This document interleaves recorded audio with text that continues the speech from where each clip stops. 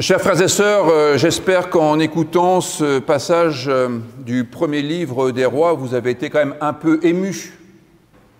Un peu émus parce que, en fait, c'est le premier texte qui raconte l'histoire, l'usage de l'intelligence artificielle. C'est un peu émouvant quand même. Deux femmes se disputent un bébé et elles vont demander au roi Salomon de dire à qui le bébé appartient. Vous voyez, c'est simple comme prompt. À qui est le bébé? Alors pour rendre la justice, Salomon branche son intelligence artificielle et en moins de temps qu'il n'en faut pour le dire, la réponse est rapide et implacable de justesse. 50% pour l'une, 50% pour l'autre. 50% de probabilité que l'enfant appartienne à l'une, 50% de probabilité que l'enfant appartienne à l'autre. L'intelligence artificielle a rempli son œuvre, elle a répondu selon ses capacités en apportant une réponse statistique à ce problème-là. Et c'est ainsi que fonctionne la plupart des applications informatiques qui ont reçu le nom, est-ce abusif? Peut-être bien, d'intelligence artificielle. Les réponses ne cherchent pas à établir la vérité. C'est peut-être là qu'il y a un malentendu. Les réponses ne cherchent pas à établir la vérité au sens scientifique du terme. Les réponses cherchent à déterminer ce qui est la réponse moyenne et en quelque sorte la réponse attendue. Les algorithmes vont puiser dans toutes les bases de données disponibles et ils font la moyenne. C'est l'esprit de synthèse par excellence. Et dans le cas présent, les réponses se répartissent comme se répartissent les séquences d'un jeu de pile ou face. 50-50.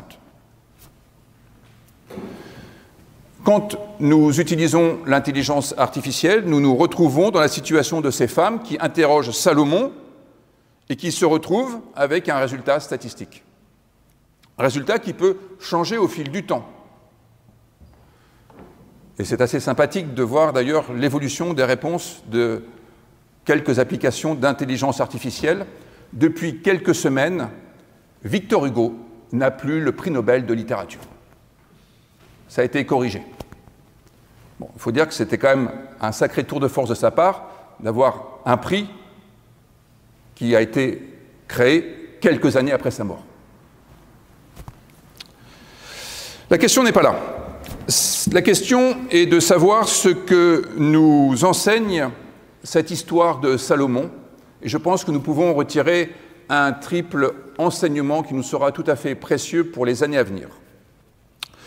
Le premier enseignement est que l'intelligence humaine ne se fonde pas uniquement sur des savoirs, mais sur l'empathie.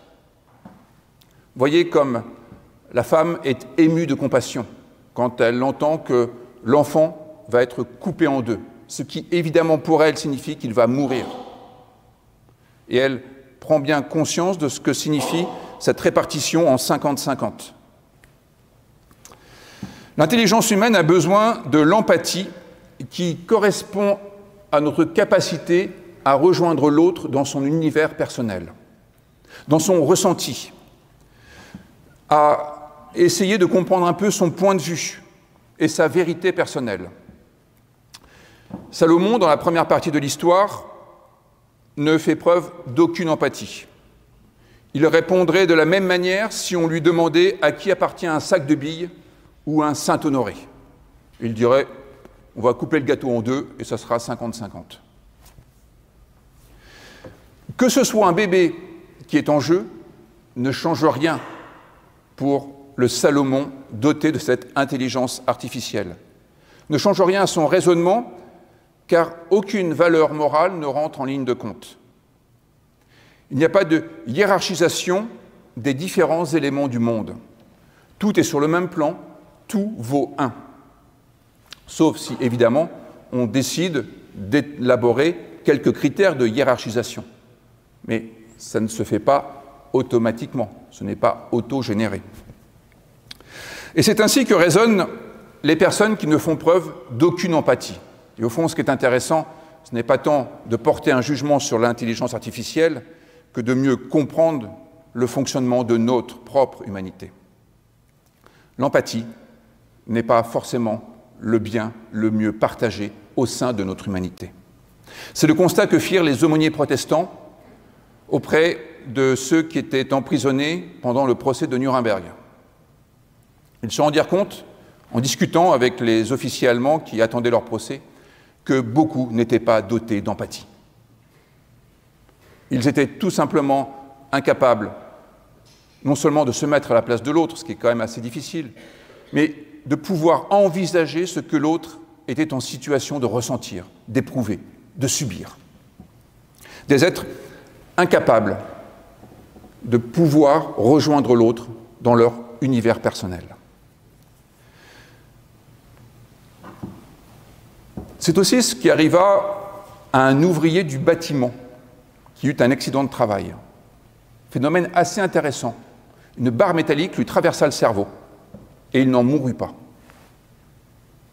Mais au bout de quelques semaines, la famille s'aperçut qu'il devenait violent.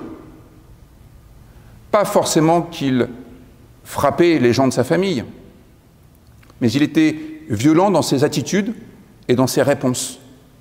Parce qu'en fait, le cerveau blessé le rendait incapable d'empathie. Vous savez, c'est comme quelqu'un qui n'aurait plus de surmoi, plus de filtre, disons-nous autrement, et qui est donc incapable de la moindre délicatesse. Il en devenait blessant, au sens moral et spirituel du terme. Il agissait avec froideur. Tout ce qui se présentait à lui avait la même valeur, 1. Il était devenu dur, et à l'image de Salomon qui propose de couper l'enfant en 2 et d'en donner une part égale à chaque femme, il était devenu capable de vivre avec autrui comme un calculateur, sans émotion, sans empathie, sans être jamais pris aux entrailles. Au fond, ce qui nous retient d'être un monstre, ou plus couramment, ce qui nous retient d'être dur avec autrui, c'est notre empathie, notre capacité à tenir compte de ce que l'autre peut éprouver. Et c'est cela qui nous donne une intelligence particulière des situations, particulière au sens d'une intelligence humaine des situations. Et c'est la raison pour laquelle nous pouvons parler d'intelligence pour les intelligences artificielles. Simplement, elles ne se fondent pas sur l'ensemble des mêmes critères que pour ce qui nous importe en matière d'intelligence humaine. Et voyez-vous, c'est à cela que la parole de Dieu ne cesse de nous sensibiliser. La part que l'autre va prendre dans notre équation personnelle. C'est ce que dit l'apôtre Paul. Ne jugez pas simplement en fonction de votre bon plaisir, mais aussi en fonction d'autrui. Ne recherchez pas uniquement la bonne voie en fonction de votre principe de plaisir, mais soyez des êtres moraux qui intègrent l'autre dans votre équation personnelle. Au fond, nous sommes véritablement libres et pleinement humains lorsque nous tenons compte de l'autre, que nous lui accordons une valeur particulière, qui n'est pas qui n'est pas égale à autre chose, quand on en fait un être unique. Alors ça, c'est le premier point, la question de l'empathie. Fort heureusement pour l'enfant, Salomon, en fait, n'était pas une machine sans empathie, sans amour du prochain. Dans cet épisode, Salomon est animé par l'Esprit de Dieu, c'est ce que nous comprenons à la fin du récit, qui va débusquer la part inhumaine de la situation et repérer là où réside l'humanité. En redevenant humain et capable d'empathie, Salomon va pouvoir repérer celle des femmes qui n'est pas la mère, parce qu'elle ne se soucie pas de la vie, et encore moins de la vie de l'enfant. Celle qui est capable de préférer 50% de bébés morts au fait de préserver la vie de l'enfant, quitte à ne pas l'avoir, n'est ni la mère, ni une personne à qui un enfant pourrait être confié. C'est une machine froide, inhumaine, sans intelligence des situations. Et au fond, c'est peut-être cela qui est à redouter vis-à-vis de nos applications, c'est d'imaginer qu'elles pourraient devenir les babysitters de nos enfants ou de nos petits-enfants. Ce serait assez délicat au niveau de la constitution de leur humanité. Ce qui est déterminant dans cette histoire, c'est la question des finalités, en fait. Sans finalité, sans critères à partir desquels nous pouvons orienter notre vie quand plusieurs options se présentent à nous, nous serons toujours tels des automates programmés qui ne savent pas faire la différence entre ce qui favorise l'humanité et ce qui est susceptible de la dégrader. En disant cela, j'introduis la question des finalités telle qu'en parle justement l'apôtre Paul. Paul nous dit que nous pouvons penser l'usage de l'intelligence artificielle à partir de cette phrase très simple. Tout est permis, mais tout n'est pas utile. Tout est permis, mais tout n'édifie pas. Oui, dit-il, tout est possible. Et assurément, à partir du moment où vous pensez à quelque chose, cette chose existera un jour ou l'autre. C'est comme ça. La question est l'usage que nous faisons de ce que nous créons. Tout est possible, mais tout n'est pas utile, déclare l'apôtre Paul, tout n'édifie pas. Dans le champ des possibles, il y a quelques arbitrages à faire. Et ça, c'est une activité proprement théologique, la question des finalités, finalement. Car il s'agit de déterminer ce qui est ultime dans notre environnement. Et à partir de là, de créer une hiérarchie des valeurs pour résoudre autant que possible les conflits de la morale. On est toujours confronté à des conflits de la morale. Égalité ou équité? Justice ou pardon? Liberté ou sécurité? Obéissance à Dieu ou obéissance à l'État, etc. Tout ne se résout pas forcément en choisissant l'un plutôt que l'autre. Comme le disait Kierkegaard, bien des problèmes viennent de ce que les gens mettent des « ou » là où il faudrait mettre des « et ». Bien. Écoutons la phrase de l'apôtre Paul dans la langue grecque. C'est encore plus intéressant. Panta existin. Tout existe. C'est pas tout est possible, c'est tout existe. Potentiellement, tout est là. Tout surgira un jour ou l'autre. Donc, préparez-vous. Il continue. Alla ou panta sum ferein. Mais tout ne rassemble pas. Sum fero. Fero, c'est porter. Sum, ensemble. C'est donc rassembler. En général, on utilise plutôt sumbalo pour rassembler, jeter ensemble. Mais porter ensemble, c'est rassembler patiemment, prendre le temps de porter avec. Et ou panta oikodomei, ne construit pas, ne bâtit pas la maison. On entend oikos, la maison. Rassembler et bâtir. Voilà les critères à partir desquels Paul réfléchit à nos choix éthiques. Est-ce que ce que nous faisons rassemble et bâtit ou édifie, plutôt que de cliver et de détruire? Et cela peut constituer des critères pour développer notre éthique personnelle. Est-ce que nous clivons le bébé ou est-ce que nous le rassemblons? Vous voyez, en fait, ça marche prodigieusement. Est-ce que nous clivons? Cliver, c'est enlever un petit bout. Hein. C'est ce que fait le joaillier quand il taille un diamant. Clac! Il enlève un petit bout et ça fait un joli petit diamant qui va scintiller de mille feux. Est-ce que nous clivons le bébé ou est-ce que nous lui permettons de trouver une unité fondamentale? Est-ce que nous le faisons grandir ou est-ce que nous le réduisons à rien? C'est vrai, quand deux personnes se déchirent un enfant, et au fond, ça peut être aussi des situations de la vie quotidienne, mais c'est vrai aussi dans le domaine de l'éducation, notre manière d'éduquer un enfant. Est-ce que ça le clive intérieurement ou est-ce que ça lui permet de trouver une forme d'unité entre tous les éléments qu'il a autour de lui? Est-ce que nous le faisons grandir ou est-ce qu'au contraire, nous sommes en train de l'humilier? Il y a des fois des méthodes pédagogiques qui humilient au lieu de faire grandir. Il y a une femme qui ne s'est vraiment pas préoccupée de ses finalités et elle a révélé son irresponsabilité humaine. Alors l'enfant ne lui sera pas confié, contrairement à l'autre qui a montré qu'elle n'était pas une machine qui se contentait de calculer le profit maximal qu'on peut tirer d'une situation.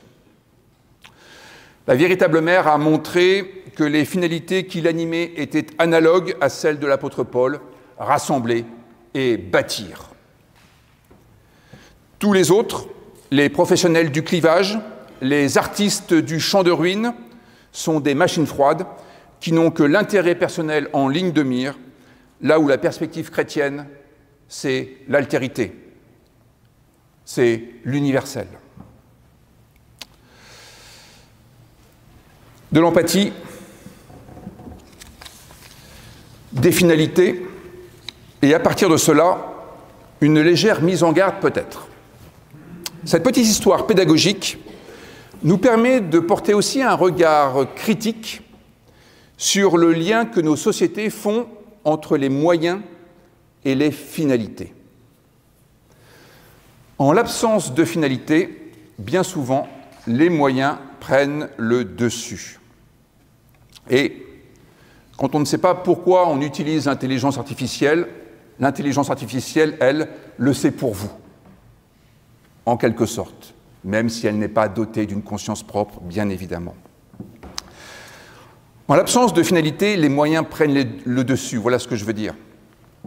Tous les moyens deviennent bons quand ils ne sont plus régulés par les finalités que nous choisissons. Et c'est un problème que nous trouvons en France, par exemple, dans nos technostructures. C'est le problème des sociétés dirigées par des techniciens qui ne savent plus forcément quelles sont les missions que la société s'est fixées, mais ça n'empêche pas les techniciens de continuer à travailler. Les techniciens font que leur service, leur institution deviennent une finalité en soi. Les moyens deviennent leur propre finalité. On en vient à entretenir une machine pour le seul fait de l'entretenir. C'est l'analyse que faisait déjà Max Weber dans Économie et Société. Quand une bureaucratie n'est plus au service d'un projet, d'une mission qui la dépasse, elle devient autonome, elle s'enferre dans une routine, elle crée de la réglementation interne et de la procédure pour se donner de la contenance, et on fait de l'audit en permanence, on fait du reporting en permanence, et on n'a plus d'autre ambition que de se préserver et de préserver les postes de salariés. C'est la dérive bureaucratique quand une institution se transforme en système autoréférentiel. Et autant vous dire que c'est une menace qui guette aussi les églises.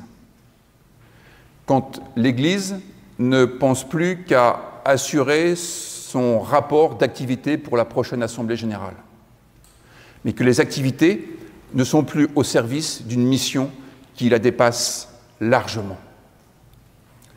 Nous ne faisons pas des cultes pour être sûrs que la case du dimanche matin est bien remplie. Nous ne faisons pas des études bibliques parce que, dans une paroisse protestante, comme il faut étudier la Bible, on met une étude biblique. Ce ne sont que des moyens. Le culte n'est pas la finalité de notre vie personnelle, mais un moyen qui nous permet de déterminer nos propres finalités et de les poursuivre. De même qu'une étude biblique n'est pas une finalité, mais le moyen de devenir des lecteurs plus attentifs des textes bibliques, de pouvoir exercer notre esprit critique et d'en faire bon usage. De ne pas subir la parole du prédicateur le dimanche matin, parce qu'au fond, on n'y aurait pas pensé entre-temps. La transcendance a ici son utilité, voyez-vous. Sauver les gens des technostructures qui sont comme des trous noirs, qui pompent toutes les énergies sans rien produire pour l'intérêt général. Notre Église, pour prendre une situation qui nous concerne et sur laquelle nous avons quelques prises, notre Église ne peut pas se suffire à elle-même. Elle ne peut pas être là pour entretenir le club des gens qui s'apprécient. Comme le disait le théologien Dietrich Bonhoeffer, l'Église n'est véritablement Église que lorsqu'elle est Église pour les autres. C'est l'altérité qui nous porte vers l'avenir. C'est la raison pour laquelle on parle d'évangélisation au christianisme. Non pas pour augmenter le nombre de cotisants, et tant mieux s'il y a plus de cotisants, notre trésorier gardera ce sourire qui le caractérise. Si nous faisons de l'évangélisation, c'est pour éviter la mort de l'humanité. C'est pour éviter que l'humanité devienne un calculateur froid, sans empathie et sans finalité. Non pas pour imposer nos finalités à autrui, mais pour être sûr que chacun fasse preuve d'empathie et se pose la question de ses propres finalités. L'altérité nous porte vers l'avenir, que nous soyons croyants ou non. Ce n'est pas le réflexe de survie, ce n'est pas le gain personnel qui nous porte vers l'avenir. Contrairement à la femme avide de récupérer un bout du Grisby, la mère véritable est un être moral, qui fait des choix éthiques en fonction des finalités qu'elle s'est fixées pour mener une vie bonne. Rassembler, bâtir. Au fond, bien des problèmes viennent du constat que faisait déjà l'essayiste américain Henry Thoreau, au XIXe siècle aux États-Unis donc. Une société ayant, je cite, « des moyens perfectionnés pour une fin qui ne l'est pas ». Une société ayant des moyens perfectionnés pour une fin qui ne l'est pas.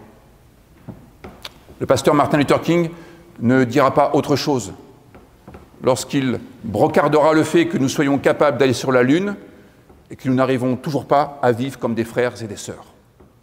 Ce n'est pas pour arrêter d'aller sur la Lune, mais c'était pour commencer à aimer son prochain. Cet épisode biblique nous met en garde contre un usage des techniques, et pas simplement de l'intelligence artificielle, mais de toutes les techniques, de toutes les technologies, de toutes les structures aussi, qui consisterait à ne plus faire de place à l'empathie, ni à n'avoir d'autre finalité que d'utiliser les choses qui sont là, sans trop y réfléchir, sans se poser la question du sens dans lequel cela oriente notre vie. La sagesse divine dont il est question à la fin est portée par l'Esprit de Dieu qui nous pousse vers l'autre. Pourquoi l'Esprit